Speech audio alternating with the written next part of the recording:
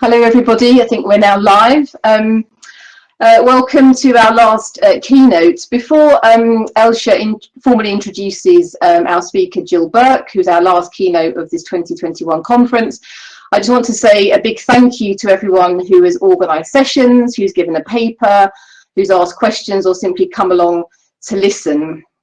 This has been the biggest ever AAH conference in terms of sessions, papers, keynotes, and the whole event has attracted a substantial international audience, which I suppose is one of the silver linings of an online conference. As the first ever online AAH conference with virtual book fair and virtual fringe, I think it's been a huge success. And I'm sure you'll agree that many, many congratulations need to go to Claire Davies and to Cheryl Platt for their organisation, especially in this new format, and for their continued presence behind the scenes in the last 4 days. So please give them a virtual clap from your living rooms or wherever you happen to be. Thanks also to the AAH Director Greg Perry and to those who are on the conference organisation committee. There were many members, not just from Birmingham, but also from art history departments across the country who helped with panel selection, suggesting and introducing keynotes and helping to shape the conference more generally. Also a big shout out to our fantastic University of Birmingham conference assistants who've been brilliant, calm, collected, informed, and everyone has been so impressed with them. So well done to you. And again, big claps to our conference assistants. Claire and Cheryl have also said how much they've enjoyed working with the University of Birmingham and our partners, especially the Barber Institute and the Icon Gallery. And they've had a great kind of working relationship with the University of Birmingham. So thanks to the staff of the university and also of Icon and Barber, and to Matt Cluley for all their hard work. And thanks also to those who organised fringe events, the exhibits and also the book fair. It's been an honour for us, the Department of Art History, Curating and Visual Studies at Birmingham, to host you for this conference. We do only wish it had been in person, but we hope that you've had an enjoyable and valuable online experience, and that we'll all be able to continue our discussions in person in the months to come. So thank you all very much. Enjoy the keynote, and it's over to Elsje to introduce Jill. Thank you. Thank you, Liz. So my name is Elsje van Kessel. I'm at the School of Art History of the University of St Andrews in Scotland. And it's a great pleasure for me to introduce Jill Burke, Professor of Renaissance Visual and Material Cultures at the, from my perspective, nearby University of Edinburgh. Jill is a specialist of Italian Renaissance and early modern art. She's particularly interested in the body and its representations, and her engagement with this problem is long-standing. Personally, I fondly remember early in my PhD research reading Jill's article Sex and Spirituality in 1500s Rome, Sebastiano da Piombo's Martyrdom of St. Agatha, finding this very interesting, published in the Art Bulletin in 2006. In 2018, Jill published the seminal monograph, The Italian Renaissance Nude, with Yale University Press, which was selected for Choice's 2019 Outstanding Academic Titles list and reviewed as essential and a keystone for future studies. At the same time, she also was part of a curatorial team for the Renaissance Nude, the catalogue and exhibition at the Getty in Los Angeles and the Royal Academy in London. At the moment, Jill is finalizing another book, How to Be a Renaissance Woman, which will deal with the question how women in the Renaissance tried to change their bodies, faces, and hairstyles to meet beauty ideals.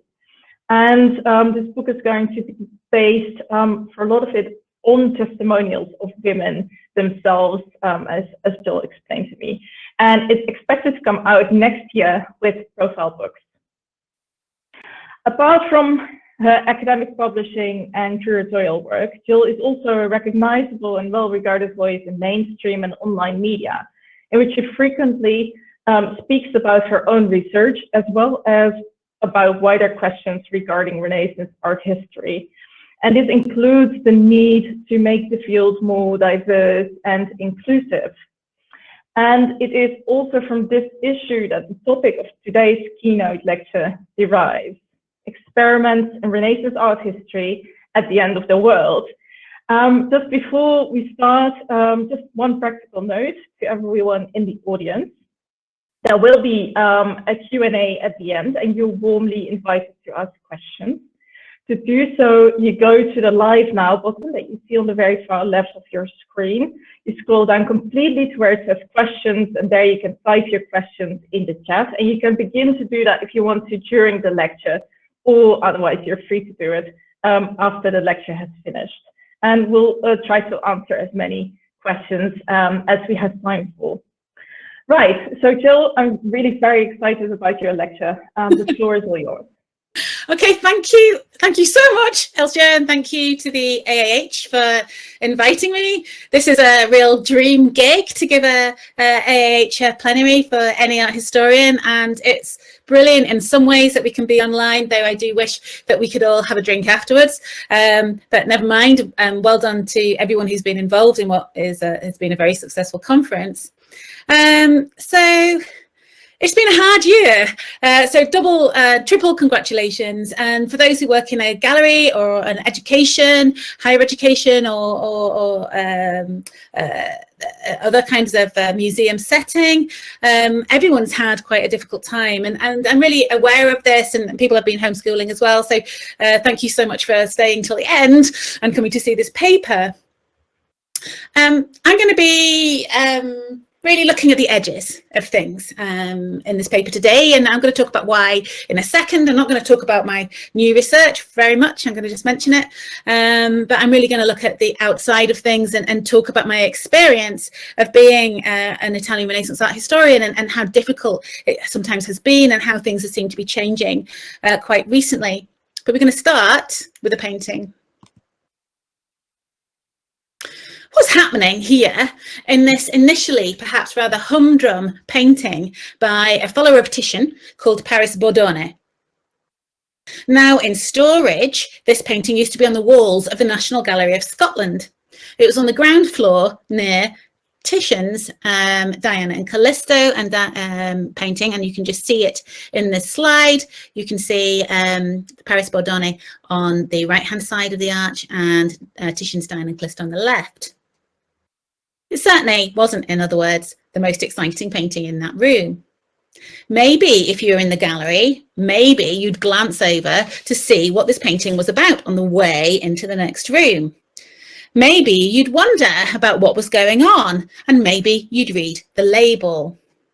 A survey from the Getty Museum in the 90s showed that most likely, if you're in this gallery, you'd spend less than 30 seconds on average looking at each painting. The visitors too in this survey most likely were not sure they had sufficient knowledge to interpret or to properly enjoy the paintings they were looking at. Most likely, visitors would be looking and failing to get some kind of emotional association with the object. And actually, the whole feeling of that survey with the Getty is that that galleries full of old master paintings for a lot of the audience are quite stressful places to be, places where people don't really know what to do. Wall labels are part of the ecosystem of art galleries. Generally about 50 words or fewer, they're intended to give the visitor information to allow them to make a connection with the painting within the larger logic of the display.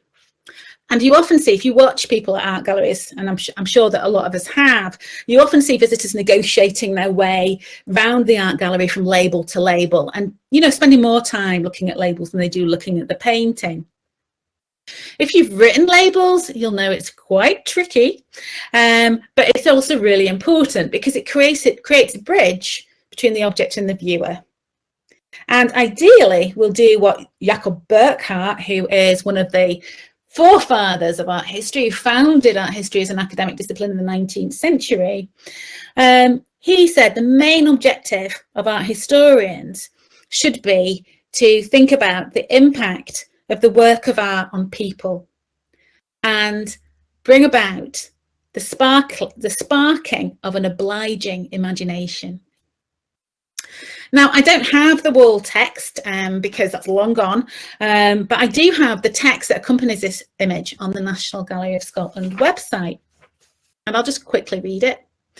The two younger women would have been recognised immediately by contemporaries as courtesans. So, ooh, that's saucy already, you might be drawn in by that. Their elaborately braided hair cascades over their bare shoulders, and the central figure's unfastened bodice is sensually provocative. Maybe not. She admires her reflection in the mirror, held by the older woman with a darker complexion, who may be their procuress. The ornate character of the box-like interior contributes to the painting's spatial ambiguity and its decorative appearance. It was probably painted for a wealthy Venetian patron. Now, this is not a bad label, and I'm choosing to talk about it partly because it's not a bad label, right? It's a fine label, it's decent, it says some interesting things about the painting, it puts it in its context a little bit. But what it does is totally miss out the most important and most interesting thing about this painting. It totally, I think, fails to look at the one main thing about this painting that may well spark an obliging imagination. Even the title of this painting, Venetian Women at Their Toilet, first of all, misses out one figure because not all these women are Venetian. And also has that really unfortunate phrase, at their toilet, which is like a remnant of the 18th century and isn't in common usage today, and certainly wasn't around in the 16th century when this painting was made. At the end of this talk, I'm going to tell you what I think is the most interesting thing about this painting. And hopefully you'll start to feel that it speaks to you a bit more. But for now, I'm going to say that the lack of seeing, the lack of acknowledging something that's apparent and before our eyes in the label is just a fragment of a larger whole, of a larger problem with the representation of Renaissance art more generally in many art galleries around the world. It's a synecdoche for a certain type of art history that's still practiced, especially outside academia, and especially in the presentation of so-called old master painting. Even the term old master is deeply problematic and really needs to be rethought. I'm far from the only person to grumble over the presentation of Renaissance and other art, and to have done so for several years. Over the last couple of years, so in the light of Me Too and the Black Lives Matter movements, issues that have long interested academic art historians relating to social justice, relating to feminism, relating to anti-racism, have gained more traction in the public sphere, a greater sense of urgency and a greater public interest. It feels like the world of art history that I entered in my mid-90s, when I started my PhD at the Courtauld, is cracking. That edifice is crumbling. Good. It was really difficult to be someone even with a regional accent entering art history in the mid-90s. I literally got written complaints about my regional accent from audiences at that time. It's gratifying that after being one tiny part of an academic movement chiseling away at the Renaissance foundations of the history of art, that the keystone seems finally to be coming loose. So what we're going to do in this lecture is, I know I've talked for 5 minutes, but is basically I've divided this into five parts. The first is quite a personal account of my experience of being involved in the Renaissance Nude exhibition, which was at the Getty in the Royal Academy, and particularly in press attention that the Royal Academy exhibition got, and why, and what that was like, and why it made me rethink my role as a Renaissance art historian. The second, Crookedness is from the Ground Up, uses a Yoruba saying actually to have a look at Vasari's legacy on the history of art. The third, Humanity's Highest Achievements in Painting, considers the National Gallery, London's claim for its collections. And the fourth, Understanding the World as We Have Inherited It, considers another claim by the National Gallery, but in a way that it probably hadn't intended. And finally, we're going to go back to Paris Bordone and think about levelling that crooked ground in terms of the presentation of old master painting. Okay, conscript in the culture war. So in September 2018, I was sitting in a cafe having a coffee with my friend Stephen. something that seems really, really wonderful. I can't wait to get back in cafes again now, but then it was like a normal thing. And we were talking, and he was telling me that on the radio that morning, he was listening to the Today programme on BBC Radio 4, and they'd interviewed someone about an exhibition. Now, this exhibition was taking place in London, and it was on the Renaissance nude. That's strange, I thought, because that sounds like my exhibition. But in this exhibition, they'd imposed a 50-50 quota of male and female nudes. They were showing equal numbers of male and female nudes in the light of the Me Too movement. Now, I thought, that's strange, because there's an exhibition in London on the Renaissance nude at the same time as mine that I haven't heard about. But also, they're adopting a well-meaning but clearly unachievable methodology. And it was only at the end of the conversation that I thought, oh my word, he's talking about my exhibition, the exhibition that I'm on the curatorial team. And I was amused, I was confused, and I was also quite furious, because I felt like the BBC was gaslighting me because this quota did not exist. Then I thought, maybe I should check, maybe the quota does exist, maybe I'm wrong. So despite the fact that I'd been involved in this exhibition for several years, and here's a PowerPoint and here's a spreadsheet, no quota, you'll know. And so, of course, I emailed the chief curator, Tom Crenn at the Getty, and said, was there a quota? He had no idea what we were talking about. Then Per Rumberg, who's a curator at the Royal Academy, called me and said, oh, it's all a mistake. It's all a mistake, right? So this Telegraph journalist said, what about, why isn't there more male nudes? It's all going to be full of female nudes. And Per said, well, actually, it's about an equal disposition of male and female nudes. And this is where the quota came up. And it actually came up because people don't understand, at least before the exhibition, that Renaissance art, particularly in the 15th century, is chock-a-blocker full of male nudes. You don't have to peer and look around for them. There's naked men, honestly, just coming out of your ears in 15th century art. So it wasn't a quota at all. It was just a fact of how the nude developed in this period. Anyway, so this story, which was completely false, was somehow confirmed by Tim Marlowe, or at least what the journalist said, who was the director of the Royal Academy. Now, Tim had no hands-on engagement at all with the exhibition. And indeed, this exhibition wasn't really a Royal Academy exhibition. It's a Getty exhibition that had been mainly organised. All the loans had been organised largely by the wonderful team of researchers at the Getty. Although the aesthetics of the RA show, the labels, a lot of it was obviously, Per Rumberg was really important in that it was all the loans, and the shape of the exhibition was largely, sorted out well before Me Too. These exhibitions take years and years to get underway, and was not in the Royal Academy's hands.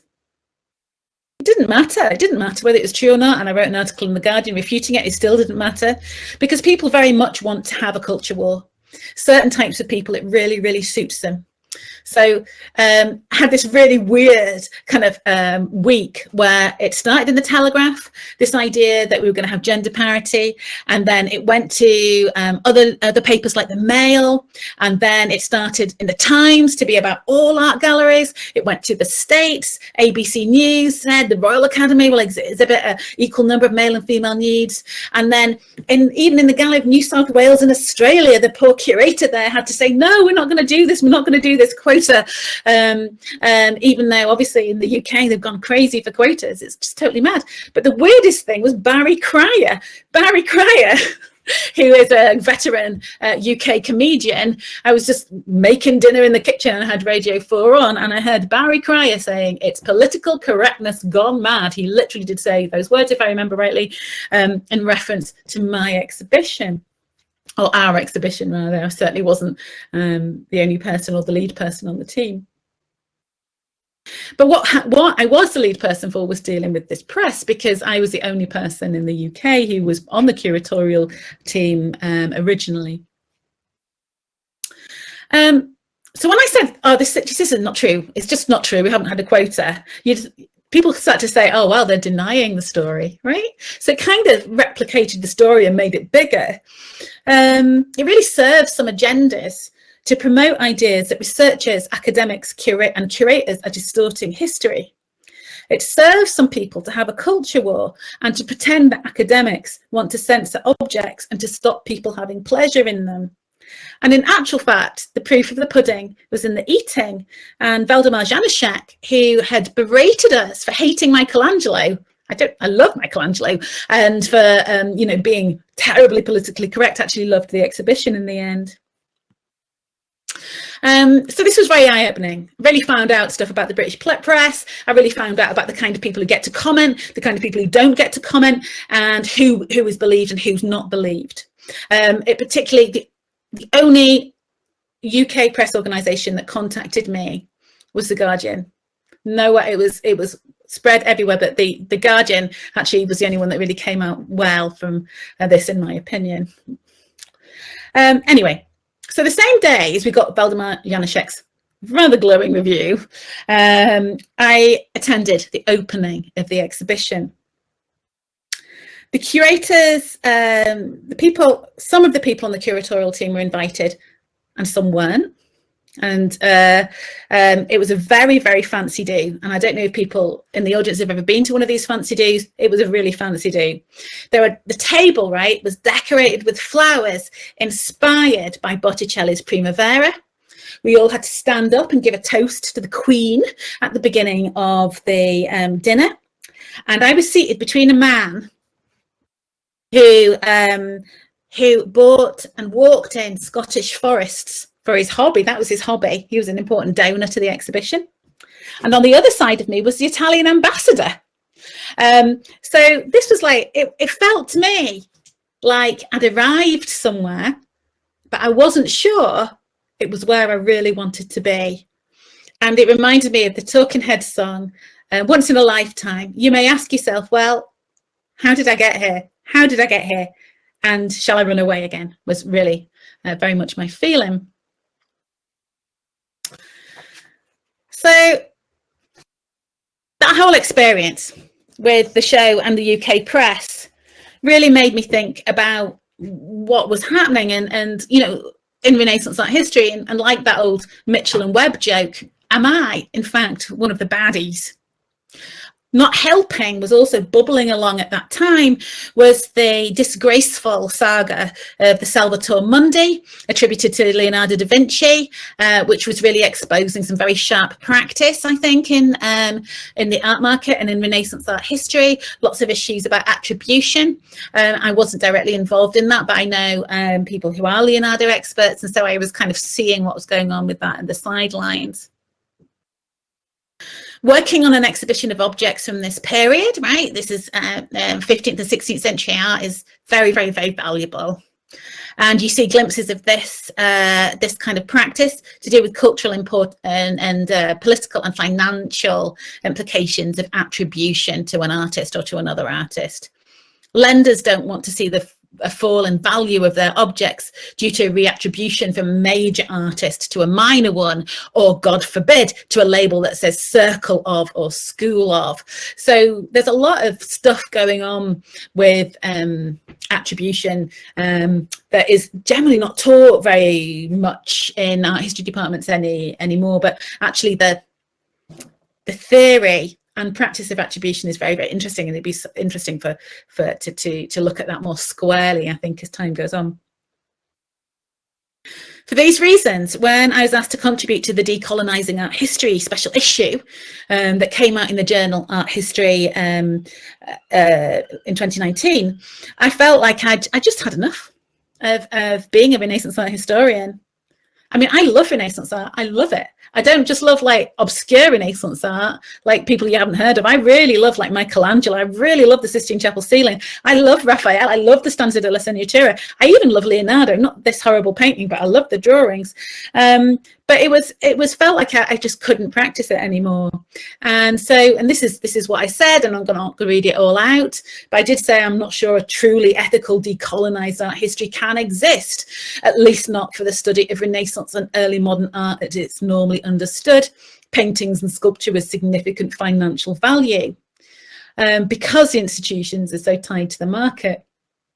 And then if we skip a bit, I said, by promoting Renaissance art, as my work inevitably does, I feel like a nicotine addict, always drawn back to that last cigarette.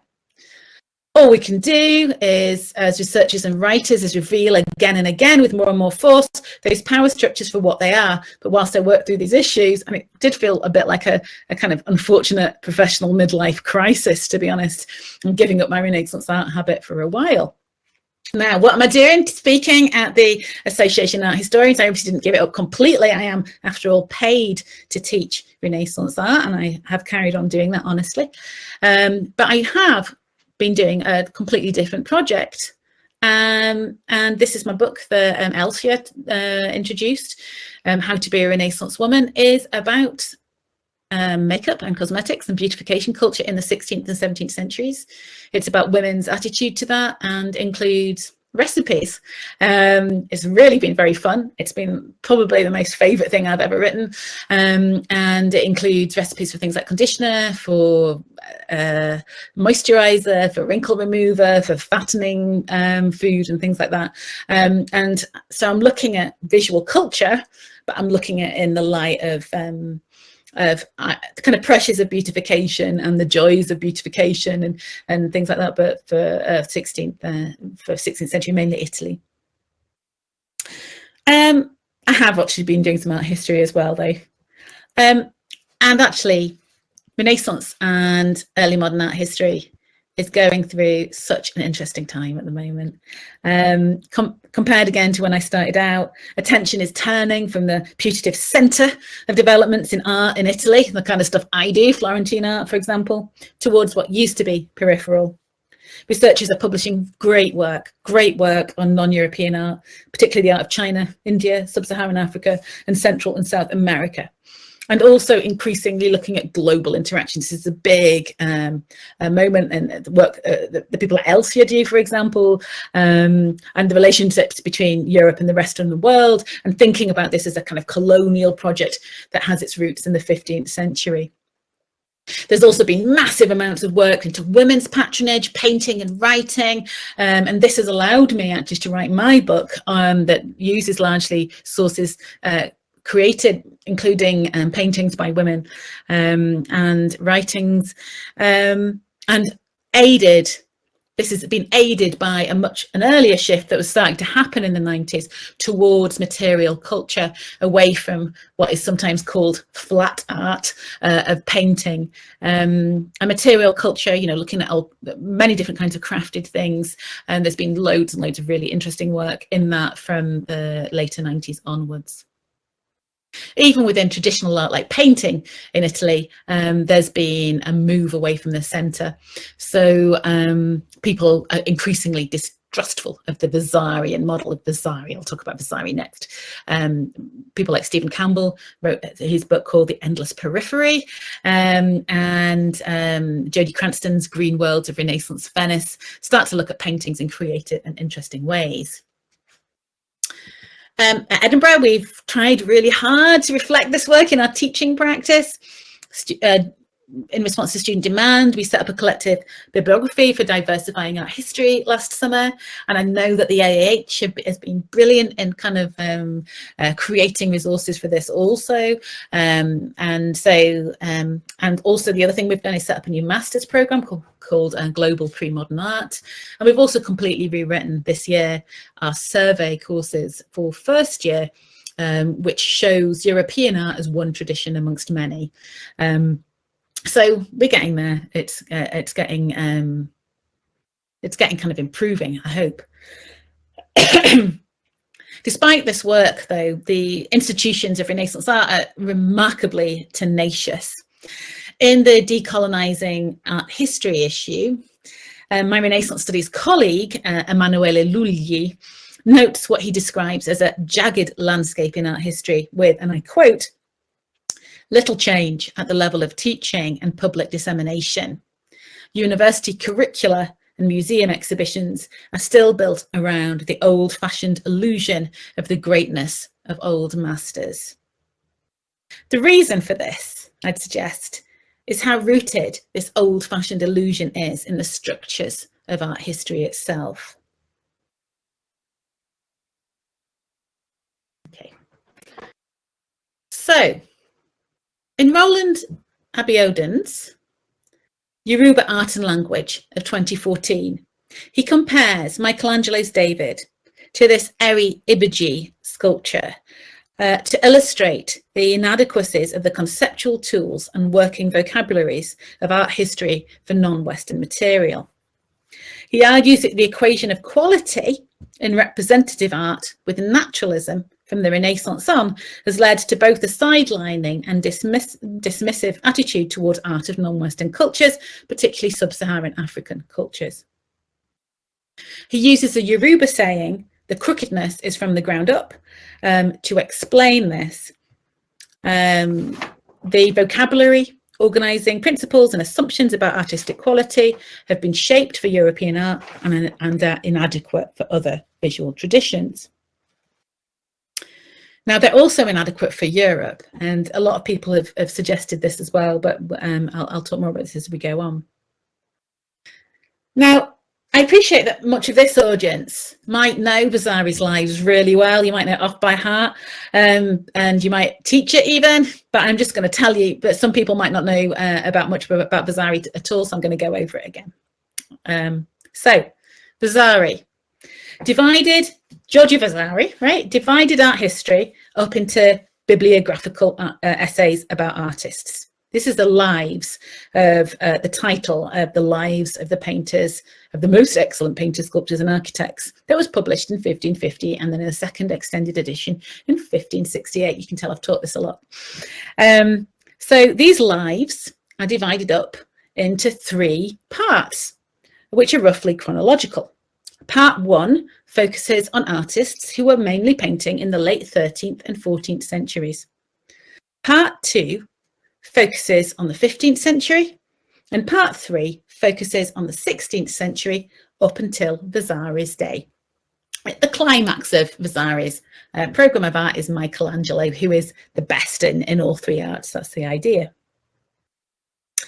Now, telling the history of art via the biography of artists has massive implications, and it's still the organising principle of galleries, of monographs, of the art market today. People try to attribute, we're back to attribution again, objects to particular artists.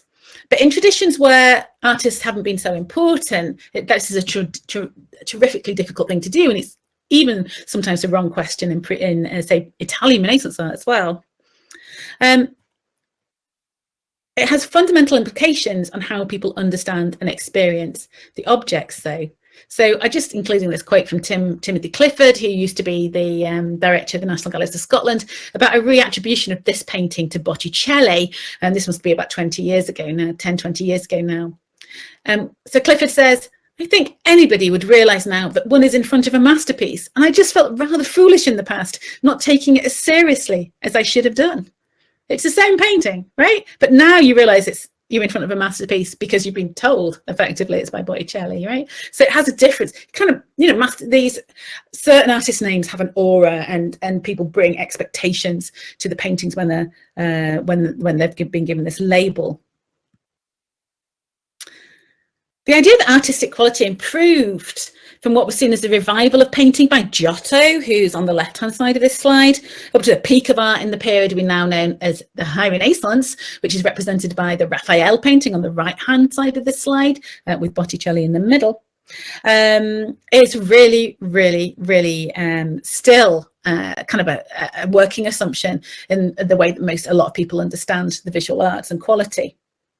The idea that art reached perfection around 1500 is set in stone, literally, in a lot of major art museums.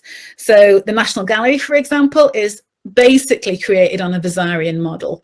So if you look at the plan of the National Gallery, you'll see the blue section is the Sainsbury wing, that's art up until 1500. Then you go over the corridor and you enter the world of the High Renaissance. This is the shift that Vasari sees from part 2 to part 3 of their lives. And this is not an unusual way to organise art museums. It's a normal way to organise art museums. And you'll see it, for example, in the Uffizi as well. It's a very Vasari museum anyway. I built the building, but in other museums around the world as well. And this is a deliberate plan, and this is how the acquisitions were conceived from the 19th century, and that's a quotation on the right-hand side of the slide. The House of Commons Select Committee in 1853 who were discussing the National Gallery, explained it was important to get hold of these earlier Italian masters that were then called primitives, to show the route to the perfection of art of people like Michelangelo. What Chaucer and Spenser are to Shakespeare and Milton, Giotto and Masaccio are to the great masters of the Florentine school. So it was the 19th century really that saw the kind of Vasarian model and embedded it into the great art institutions and museums.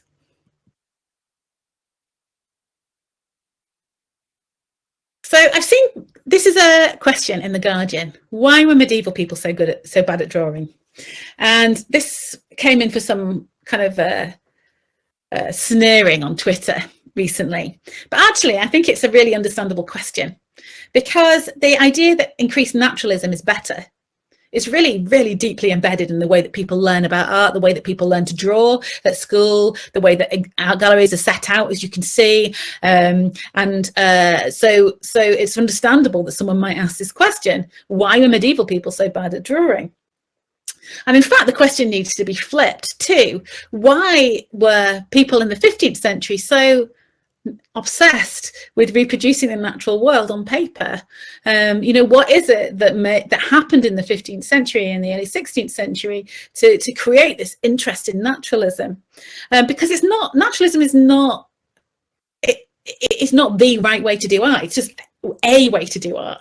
It's just a facet of the European tradition, and you can express ideas. So you can express the idea of a horse, right, quite effectively, very effectively, without doing what you might think of as a Renaissance naturalistic view of a horse. And I'm just showing you this example of a very beautiful horse from the 13th century.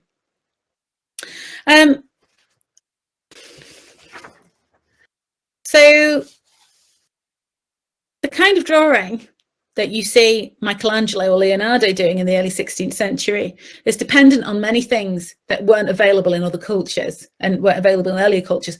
One of the things, for example, is the availability of paper, and cheap enough paper, so you could spend some of it on drawing, and which, you know, you weren't going to get any money from. Printing meant that paper got very much cheaper in Italy. Also, years of training. Yeah, Leonardo and Michelangelo were really good, and were really good from the beginning, but they also benefited from a very rigorous series of rigorous training in the Florentine workshop system. But also social conditions have to allow people to practice in this way. You need to have people buying art and willing to pay you for this kind of naturalistic art. Otherwise, artists just don't flourish on their own. There's no such thing as an artist flourishing in isolation in this period. You know, this is not how artists get famous in the 15th and 16th centuries.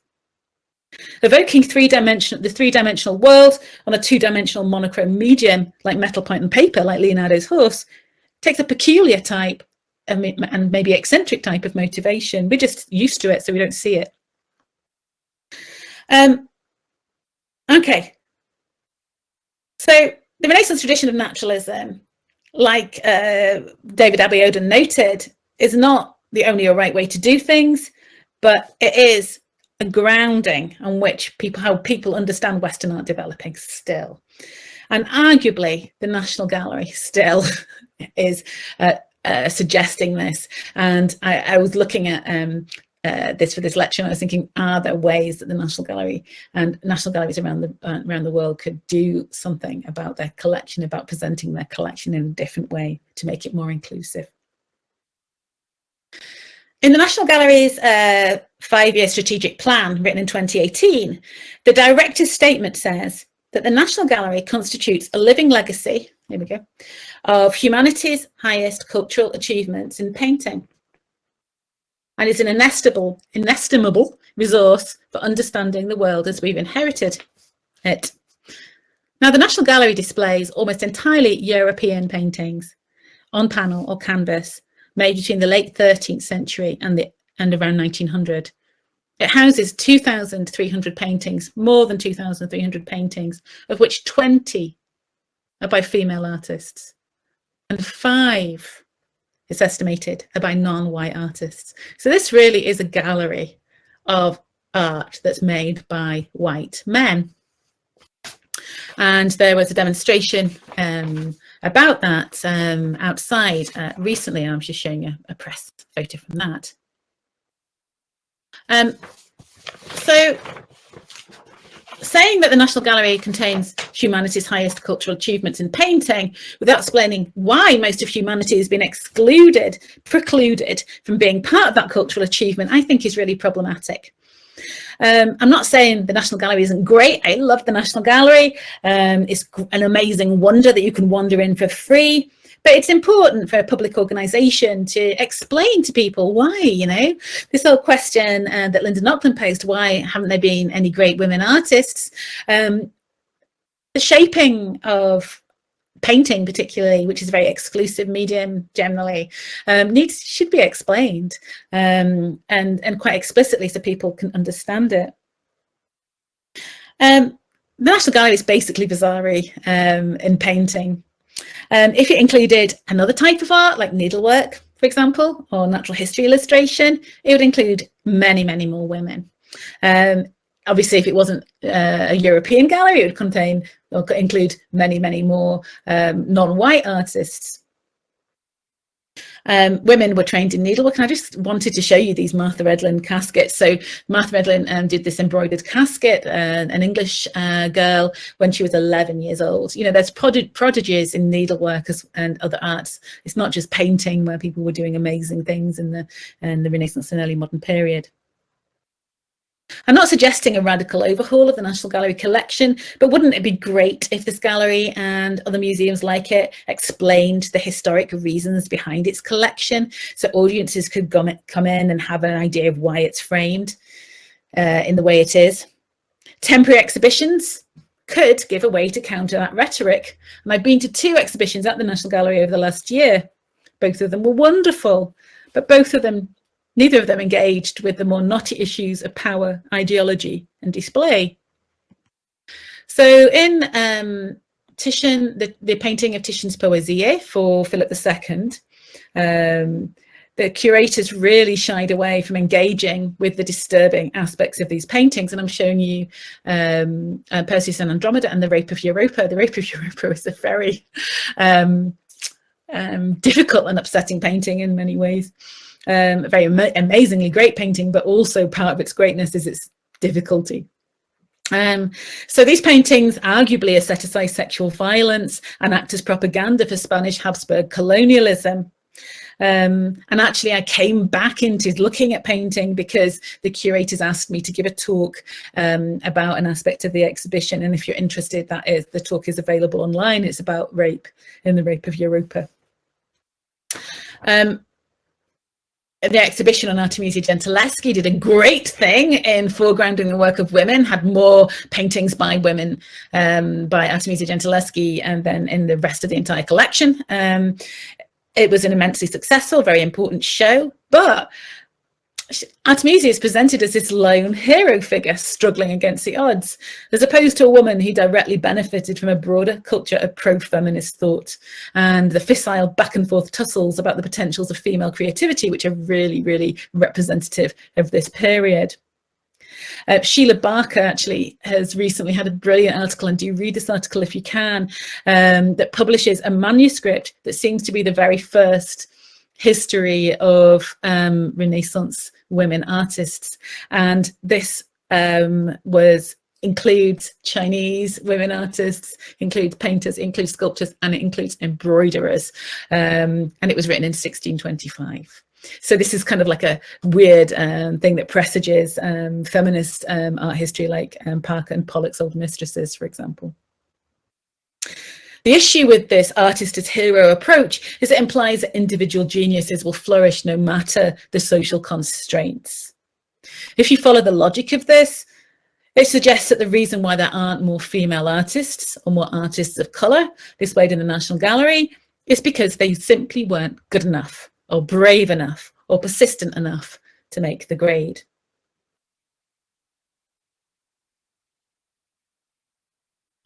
Recently, it's become increasingly obvious that thinking about art in public collections and art in public is really important, as this can be a flashpoint for dissent, a flashpoint for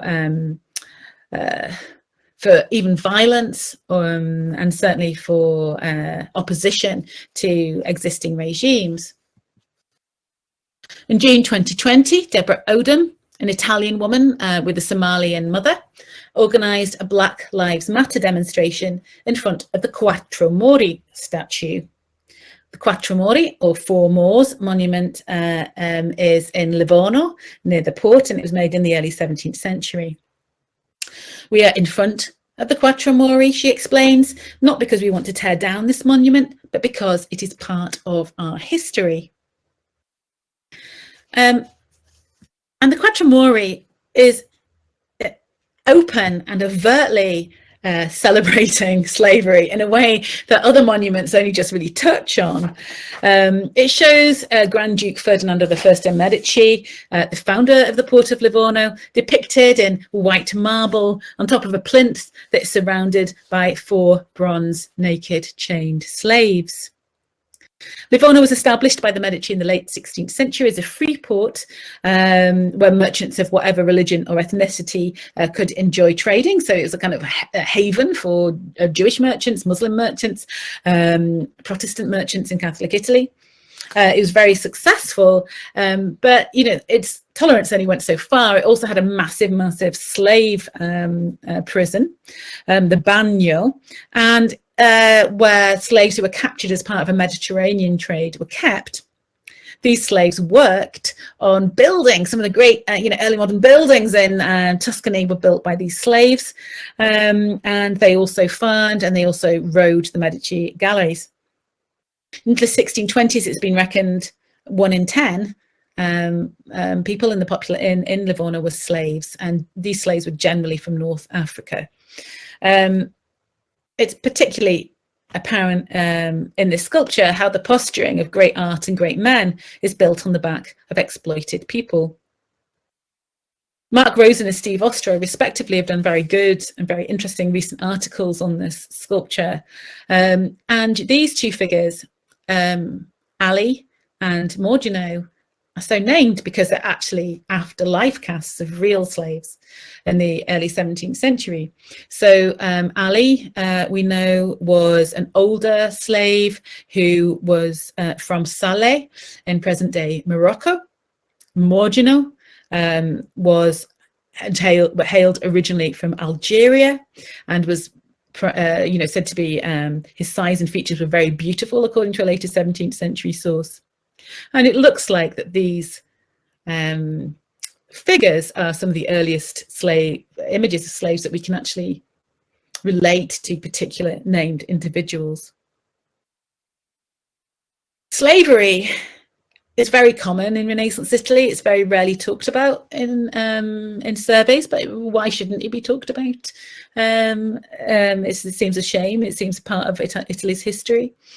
From the mid-15th century, Genoese, Phoenician, Florentine merchants were working hand in hand with Portuguese explorers to create sugar plantations in Atlantic islands. Sicily was an important centre for the trade of slaves, with black slaves being about 4% of the population in the 16th century. So, had a population of 1 in 20 black people, less than in some of the Iberian Peninsula cities like Seville, which had a population of 1 in 10. But much more diverse than I think a lot of people understand to be the case in Renaissance Italy. Domestic female slaves were common, well-to-do slaves, and could raise, and particularly at the end of the 15th century, there's a real vogue for black, dark-skinned child slaves. Isabella d'Este, who is kind of one of the heroes of female Renaissance patronage, asked her agent in 1491 to search for a little black slave girl between 18 months and 4 years, she said, and she should be as a little black girl who is as black as possible. And actually her agent in Venice, Brunula, couldn't find her a slave because her mother, Isabella's mother, Eleonora of Naples, was also trying to buy the same slave girl. And she took the entire family and promised Isabella that she'd create a race of black slaves, and that Isabella could have one of the children. It's really terrible, the Italian Renaissance. And this kind of, there's these parts of it that make you uncomfortable need to be told as well. These other stories need to be told. Could the unidentified child in a harlequin striped shirt in this portrait by Titian be a result of Eleanor of Naples' experiments in breeding a black family? He or she gazes up at Lauridiante, the mistress of Eleonora's son, Alfonso d'Este. This is the first portrait of a black servant looking devotedly up at their beautiful white mistress, a pairing that was to be used in paintings and prints repeatedly over the next 200 years, and which arguably morphed into the 20th century American mummy caricature of the happy and loyal slave who embraced their servitude to beautiful white owners. I'm not sure that the National Gallery means this when it talks about the collection showing the world we have inherited, but what a service it would be to visitors to show how paintings have played a part in creating and shoring up an ideology that connects whiteness with beauty and dark skin with servitude, to show people that there's nothing neutral or natural about beauty culture. Okay. And just to show you that the National Gallery really easily could do this, as a Titian's Diana and Acton does show this black slave girl supporting Diana. Patricia, if you're interested in looking more into this, Patricia Simons has done a really great video about it, which is also available on YouTube.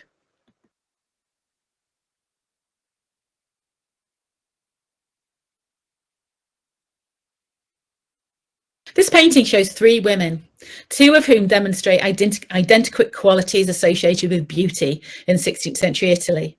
Long, wavy blonde hair, fleshy plump arms, alabaster skin, blushed with pink, spherical apple breasts. They're so idealized to 16th century taste, it seems likely that they are products of the artist's imagination. It seems to me that these figures are rather churned out, and the real action is happening at the left-hand side. Here, a woman points towards a mirror, almost certainly reminding us of the transient nature of beauty and the inevitable passage of time, as the label said. But the woman in the blue headscarf is worth more than 30 seconds of your time. She's certainly portrayed from life. If you look closely at her, you'll see she has facial tattoos on her chin and below her eyes. These tattoos suggest that she is an Amazigh woman, from a North African tradition sometimes referred to as Berber. These tattoos were long made to mark puberty and were created by female friends and family as a rite of passage to womanhood. They incorporate a complex system of symbolism and are intended to amplify women's beauty. So these tattoos are kind of what women who have passed through puberty have, and they show a different kind of beauty in this culture. Although facial tattooing fell out of favour in the 20th century, it can still be seen in older women. And there's just a close-up of the tattoos under the eyes and on the chin. And here's a comparison with a woman, an older woman. This is from a book from 2015 that looks at feminine beauty and identity amongst Berber people. These tattoos mean that this woman, like Alien Mordino, was taken as a slave as part of the Mediterranean trade at some point after adolescence, and was taken to a place where her tattoos lost their meaningful context and where beauty was very differently constituted. Did Bordone understand these tattoos and their meaning? Was their inclusion in this painting a nod to diverse cultural understandings of beauty? You might think this is political correctness gone mad. But Joni Spicer, in her book on images of Black people in Renaissance Europe, has shown that the Black but beautiful trope was an important idea in the later 16th century.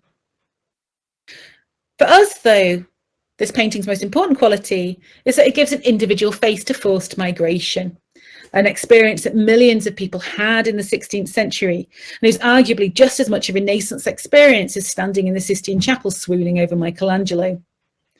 It's such a shame that the National Gallery of Scotland has missed out in showing this painting as a key part of our European heritage.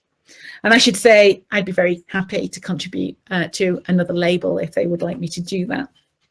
Wouldn't it be great too, though, if they could get someone from the Berber tradition, someone from North Africa, to give more of an insight into this image? There are many alternative stories to be told about the Renaissance and history of art. Stories that don't supplement the Vasarian foundation, but challenge them, and will, I think, eventually replace them over the next few years. There's already been some real change, like the Uffizzi's wonderful Black Presence online exhibition, and Smart History's expanding the Renaissance initiative.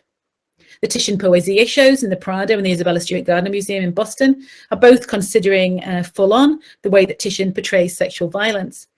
These are great starts, and I hope will lead to a more fundamental rewriting of art history in the public sphere, rather than, as currently, really being additions to centralised old master grand narratives.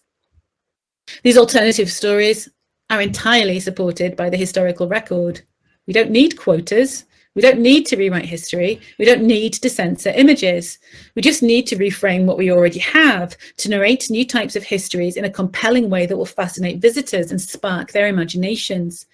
Rather than a record of humanity's highest cultural achievements in painting, I see the National Gallery and other great collections as a repository of myriad stories that can evoke and articulate emotions that sometimes elude words.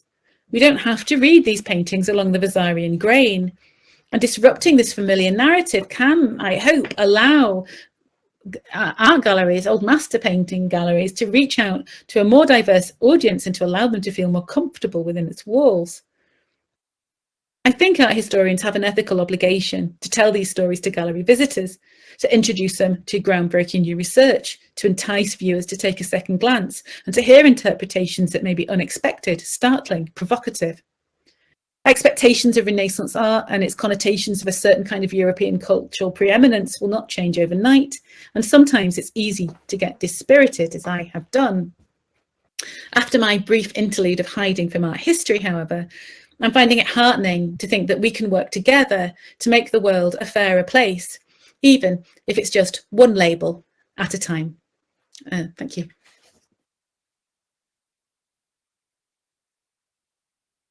Ooh.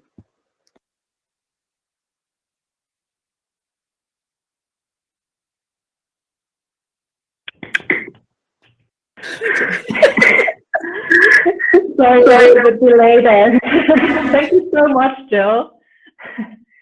Thank you so much for a really, really wonderful lecture, wide-ranging, very lively, and definitely thought-provoking. While we wait for the audience to type questions, and please do so. I just like to say I'm amazed. Well, with many things you said, but particularly also this painting by Bordone, which I too have been able to see quite a few times in the gallery, but I had no idea about this. About this story, about this side of this painting. So thank you so much for that.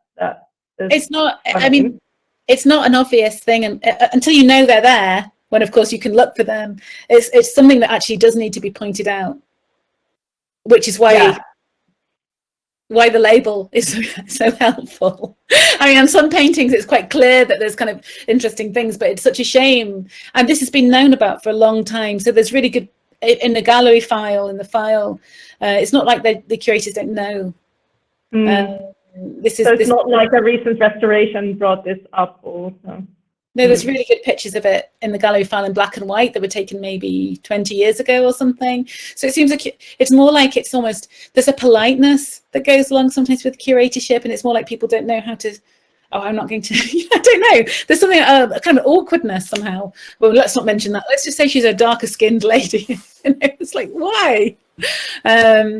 And I think that sometimes features quite heavily in, I don't know if your experience is like this in Renaissance art and curatorship. So yeah, it's a great painting. It's a very fascinating one. It is, yeah, absolutely. I was wondering also whether you might be, I mean, you've said quite a few things about this, but whether you might talk a bit more about how you see the future of Italian art history in relation to the wider field. We chatted a bit about this a few days ago, but could you comment on that? Just go a bit further from what you said in your lecture. Well, when I was at the Courtauld, there was, a specialist in Venetian art history, a specialist in Florentine art history, and switching between Florentine and Venetian art history seemed to be a massive thing. So I went from Florence to Rome, and I was like, oh, that was such a lot of things, such a big leap. And the problem with Italian Renaissance, well, not the problem, a feature of Italian Renaissance art history is its massive bibliography associated with it. People have been writing about these objects more or less continuously for 500 years. And so people, it is a challenge to get to grips with that depth and breadth of writing. But I was looking at the RSA, the Renaissance Society of America conference, which is also going on at the moment. And I searched for Michelangelo in the papers, and I think out of hundreds and hundreds of papers, I think there was something like 8 on Michelangelo. So things are really, really changing. And people are less interested in looking again and again at these famous artists, and they're doing really exciting work particularly about the connections between different countries. And I know your work is looking at this at the moment, and I think that's where the future is. It's about interconnections and understanding how we got here. In understanding, the inequalities in the world, because you can see these starting in the visual culture of the Italian Renaissance and other places as well. But I also think that people need to understand that Italy is part of this. It's not just the Iberian Peninsula, it's not just Portugal and Spain. Italy tries very, very, very hard to be, a slave-owning culture. So, yeah. So I don't think that, it doesn't, but it's fine if there's no questions, because I can understand people might be really tired. Oh yes, it's Saturday afternoon, and you've given us a lot to think about for sure. Yeah. Would you mind saying a bit more about the terms that we use? So you spoke about art and stepping away from art history for a moment. You mentioned that you have chosen your own professorial title and deliberately opted not to have the word art in there. Could you comment on that? Yeah. So when you get promoted to professor, you get to choose it's called a named chair, and you get to choose what you're going to be chair of. And I am professor of Renaissance Visual and Material Cultures, which is a big mouthful, but I chose not to be professor of Renaissance art history because I didn't feel like I was going to do art history anymore. Because I just didn't want to be involved with things that were related to attribution in the art market. And actually, I am still doing art history, as it turns out. But it felt like the wrong thing to do after my experience. Yeah. We do have a question from the audience now. So this question comes from Andrew Horn, who used to be at Edinburgh and is now at St. Andrews. Thank you, Jill, for a terrific talk. As an early career scholar working on early modern European art made by white men, between brackets, he says, although hopefully presenting some fresh approaches. Do you have any thoughts about how diversity and inclusion can itself include other approaches and frames of reference apart from race and gender or sexuality studies? I don't think you've got anything to worry about. I think white men are going to be quite important for many years to come, Andrew, to be honest. I mean, I know I was talking to a good colleague who happens to be a white man the other day, and I think it can be quite difficult if you feel you're not, you know, part of this gang, you know, and I'm very dubious of gangs generally because you know, because of you know, people being excluded from things. I think that there needs to be an emphasis on skills generally. I think that there's, you know, there is a little bit of a tendency to forget about fundamental art history skills.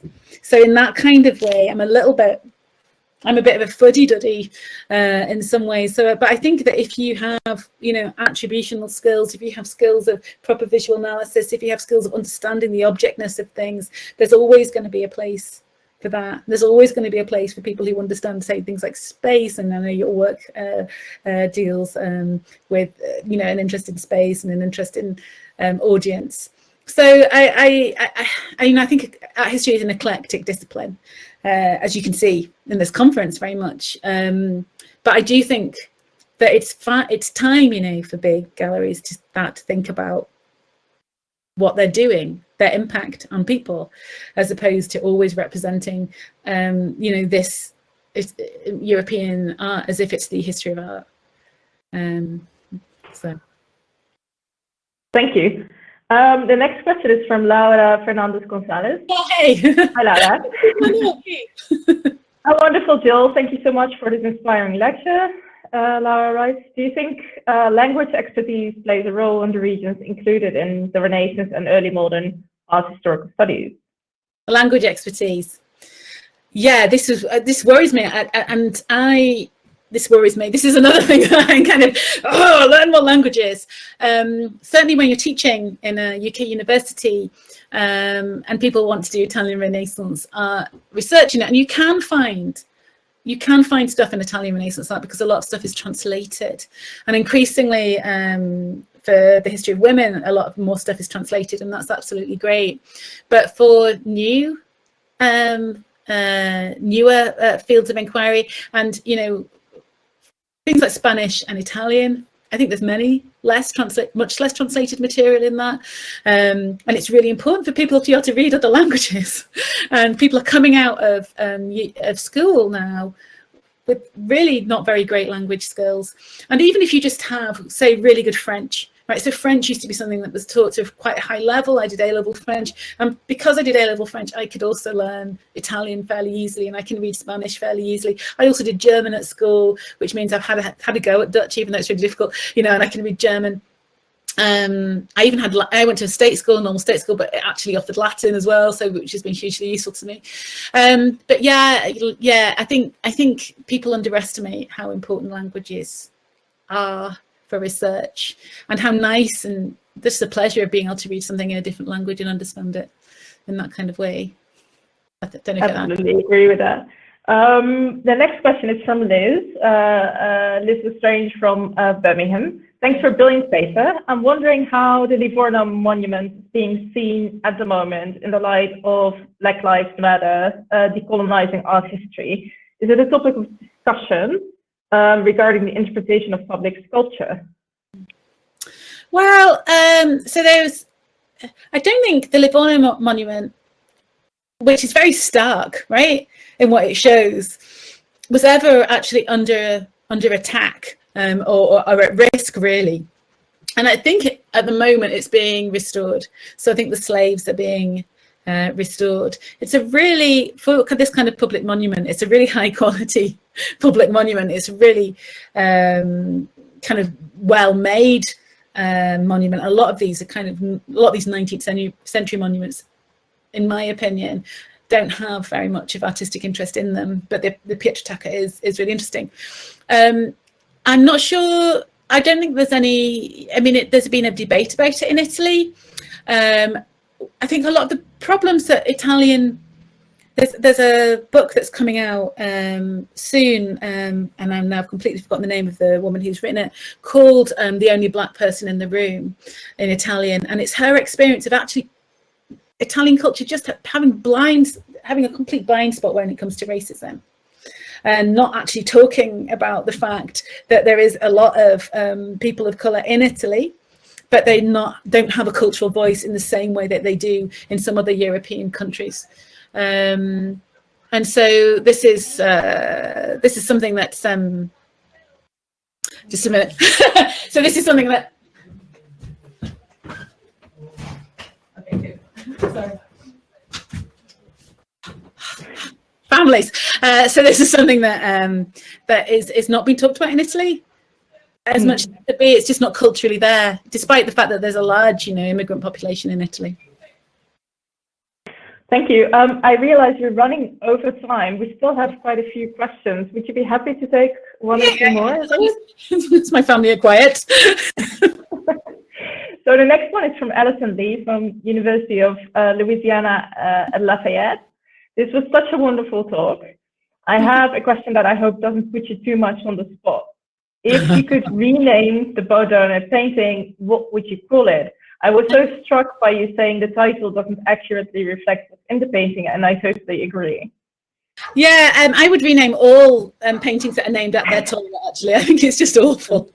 And so in my book, I'm calling them beautification paintings. I'm not sure that that's much better either. Beautification paintings, you said? I think we seem to have lost Jill, but I think she hopefully might come back. Yes. Bear with us, everyone. Hopefully Jill will pop back online. I see Jill again in the list of the participants coming in the back session. in. So Jill's gonna refresh her browser and try and rejoin. That will hopefully reconnect her audio and her mic. So that should just take a few seconds or a minute or so. If you just bear with us, thank you. So sorry. Great to have you back, Jill. It was the curse of Paris Bordone, because they're telling me I shouldn't rename this painting. I just call it something descriptive. I'll just finish the sentence. So this painting, if I had to rename it, I'd call it something like three women, a makeup pot and a mirror, something like that just isn't leading. It doesn't have, I'm sure most people will know Renaissance paintings don't have titles given to them normally. So calling them at their toilet is just a kind of made up thing. Okay. I'm glad I'm back anyway. I'm sorry I haven't. Yes, we're very, very glad to have you back. Next question is from Jack Harnell from the University of East Anglia. Could you say more about the role of material culture in the changing narrative you've outlined? And where should these conversations happen, museologically speaking? I'd love to see. I think the question where should these conversations happen is a really important one, because what I understand in terms of how curators work and how academics work is that it's just really difficult to get this space where we can talk about things, particularly with old master curators who tend to be kind of, there's not that many of them. There's obviously these jobs are few and far between, and a lot of the curators I know are just very, very frantically busy all the time, and as our academics this year particularly. So where this debate should happen, I think it's really unfortunate that was a tendency from the 19th century to separate out painting from other objects in these galleries. Obviously, the National Gallery used to have collections of sculpture and all sorts of things that were its legacy collection, but these all went elsewhere, to the British Museum and to the V&A, and that in a way really, tells a kind of falsely clear story of developments in visual art, and that's a shame. I think that I would be totally happy, to develop more stuff with curators if we could find that time and space. But all this stuff as in the end, dependent on funding and on money, and particularly moving around old objects, it costs a lot more money. But it'd be great even to have some. I was talking to the curator at the Isabella Stewart Gardner Museum, and we were talking about even if there's any theoretical guides for things like how to present rape paintings, which is a very popular subject in early modern art. And there's not very much work on that. There's not very much work where you see curators working with art historians to talk about, say, the presentation of rape, and that kind of thing is work that could be done usefully in the future. Yeah, absolutely. And something from my experience, I'm sure you'll share this, that students are very interested in, actually, yeah. The next question, if you're still happy to take questions, is from Apollonia. Oh, sorry, I'm skipping one. Just a very nice comment from Dennis Waddleworth, who is an independent scholar, who writes, your talk left me wishing there were more art historians like you, likely not stiff and posh, using language that lots of people use. Next question is from Apollonia Vlasova. Hello, Apollonia. You used to be a student. Thank you for the fantastic talk. Do you have any strategies in mind for engaging with the media in a way that would bring this discourse outside of the academic frame? Clearly, there are attempts to change the narrative through curation, but specifically in terms of channels of communication, beyond academic journals and books, which are highly inaccessible to the public. What would be your suggestions for reaching a wider audience with these stories and dismantling the grand narratives in the public eye? I do think this is happening already. I think smart art history is a good thing. I wish that they'd look at their videos on the Italian Renaissance, though, because then it's all very well saying look at this and look at say colonial American art, when then you've got a video on Michelangelo that says, oh, look at his mastery. So there's things like that. I mean, there's so many ways that you can bypass the media if you want to. There's YouTube. We've been looking at putting videos online in our department. There's Twitter, which I'm completely addicted to, and Instagram, which is really great for visual media.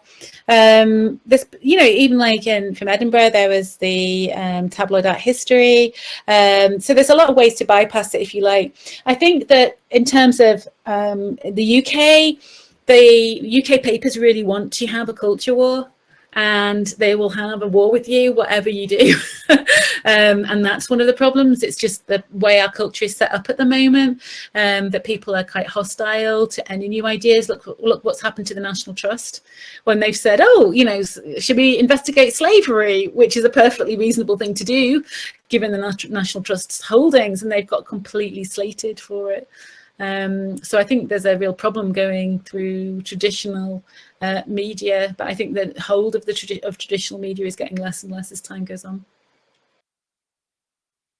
Thank you. I think with an eye on the clock, we really have to end, unfortunately.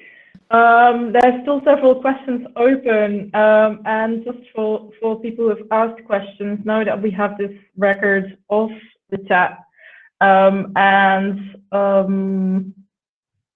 So that Jill will, in any case, be able to read your comments and suggestions and questions. You have to tell me where the how I get to the questions, because obviously my technical capabilities are not that great. But thank you to everyone for the questions so far. I've really enjoyed them. It's really been really useful hearing the comments. Thank you. Yeah. So I want to thank you, Jill, again so much. Pleasure. For your really wonderful lecture. And I also want to thank our wonderful audience for staying here with us all the way until the end in the Saturday afternoon. I was just reminded that you will all be sent a feedback form. You would help us enormously if you completed it and sent it back to us to know what we did well and what we might still improve in the future. So yeah, thank you so much to everyone. this now completes this year's conference, and we look very much forward to seeing you again next year, if it's possible in person. Thank you. Thank you, and bye. Bye.